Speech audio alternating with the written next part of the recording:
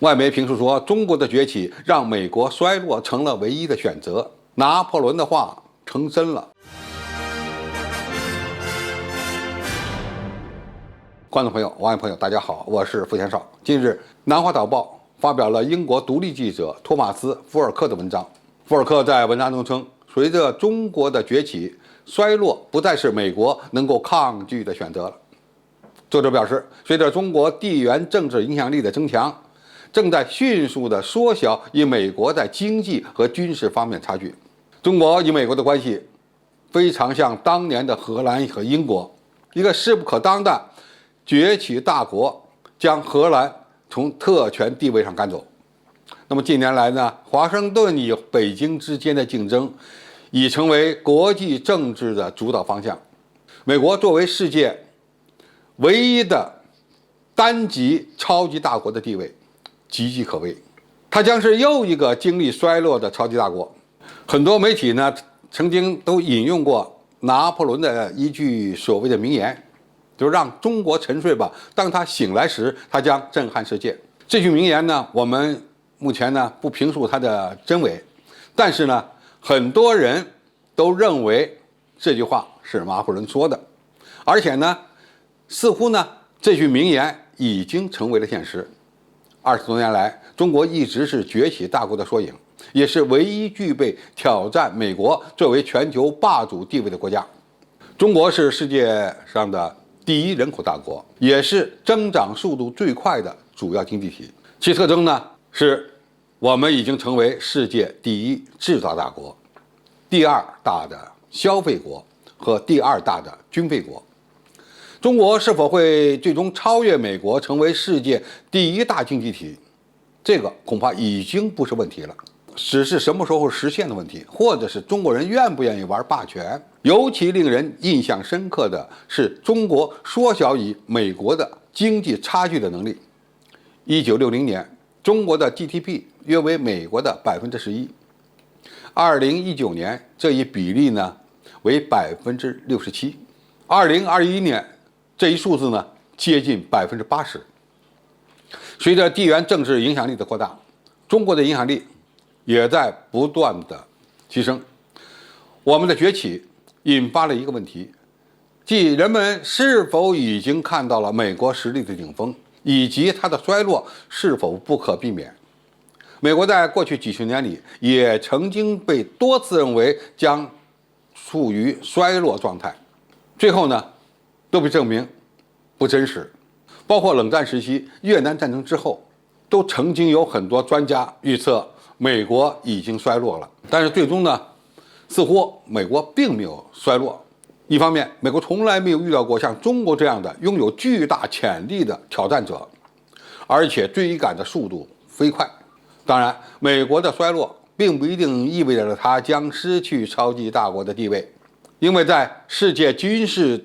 第一大国的这个位置上，美国恐怕还会长期坐下去，因为几十年的军费开支奠定了它拥有雄厚的军事基础。但是大国的衰落呢，大致有两种方式，一种呢是通过战争进行的，类似于几十年来不断向下滑落的大英帝国，或者呢需要像西班牙帝国那样输掉一场霸权战争。当然，衰落呢还存在着第二种形式，那就是相对衰落或相对外部力量的下降。历史曾经见过这样的场景，荷兰曾经是经济繁荣的欧洲领先国家，尽管如此，它经历了巨大的相对衰落，仅仅因为另外一个国家英国的崛起变得更为强大，从而导致荷兰的经济地位不断下滑。作者认为，在现代世界中，中国即将成为当年的英国，美国就像是当年的荷兰。尽管美国在军事能力、经济以及文化吸引力或者是政治影响力方面呢，已经达到了相当高的水平和前所未有的实力，但是这些都不能阻止其相对下降的可能性。三个参数可以确定是否正在发生衰落或者下降。与其他经济体相比，它的经济规模下降，军事能力下降，在国际体系内的政治影响力和软实力方面也下滑。如果就软硬实力的表现情况来看，美国仍然是一个不可或缺的国家，主要是因为他们的军事实力在全球范围内呢，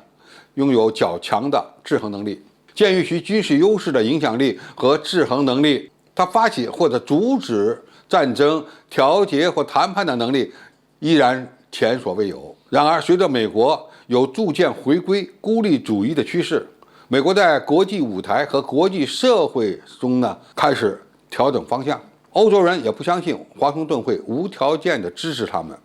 这在和平时期将极大地削弱美国的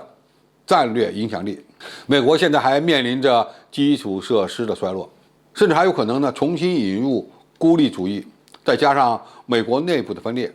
非理性的言论，甚至有发生内战的风险。已故的查尔斯·克劳萨默曾经说过，衰落是一种选择。然而，美国最近的事态发展以及历史表明，这种衰落不仅是不可逆转的，而且是不可避免的。从这位英国记者的文章中，我们可以看出他的观点呢存在着一些偏颇，而且呢并不太懂中国。但是他也能说明一个问题：面对中国的和平崛起，美国几乎没有什么办法来遏制。他们变得越来越孤立，经济发展呢越来越失去活力，再加上其内部的分裂，且由于实力下降，从全球撤军，正在慢慢的失去影响力。也可以说，美国的衰落主要原因还是他自己在作死，而中国靠自己的双手勤劳崛起，正在变得越来越开放，从来不欺压小国弱国，主张人类命运共同体，一起发展经济。这样的中国恐怕才是不可战胜的存在。好，今天的评述就到这里，谢谢大家收看，我们下期再见。